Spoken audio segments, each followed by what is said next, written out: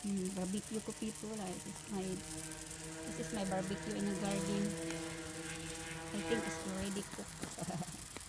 But I need to stay for a while because otherwise the taste is not very good because the tomato is not yet done. Look at my tomato is not yet done.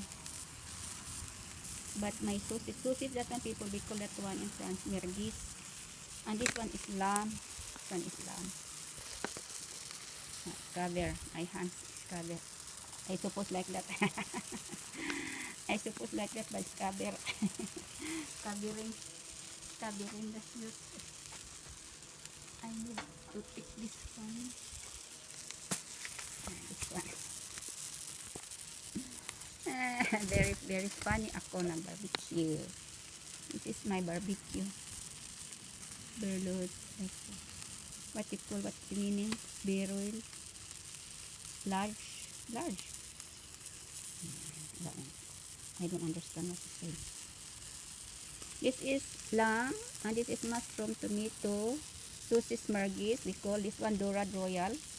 And this is sardine or tamban in Bisaya. I think this one is already done. This one is ready. Okay, this one is already done, but maybe I need to transfer side because this one is not yet. This is for my husband. For me is fish tamban for dorad. And this is lamb. Look at the lamb. This is good.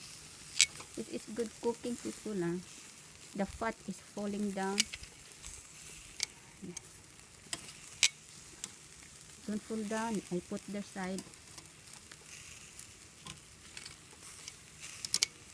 This one is not yet. Maybe I turn on at it.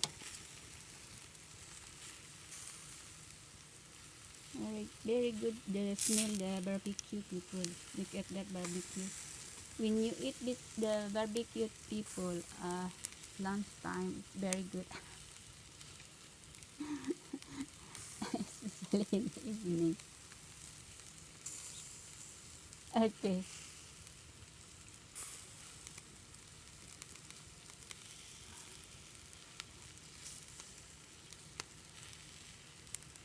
Barbecue time, barbecue time.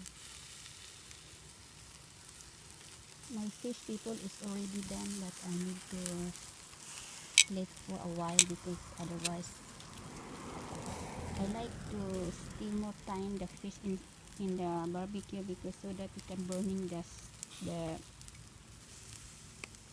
bones.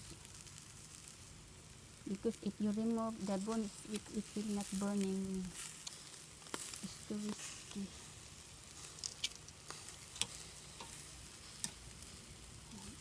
It's not yet cooked. My mushroom. That's my mushroom.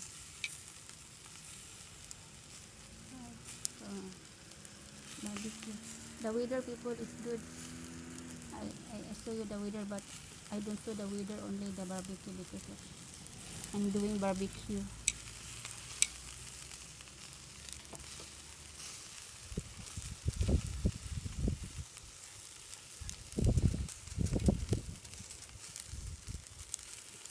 It's not yet done this barbecue. I think the fire, the charcoal, it's little bit now dead. Not enough fire. Never mind. Thank you to all my subscribers in YouTube and to all my followers actually, and very solid support my YouTube channel.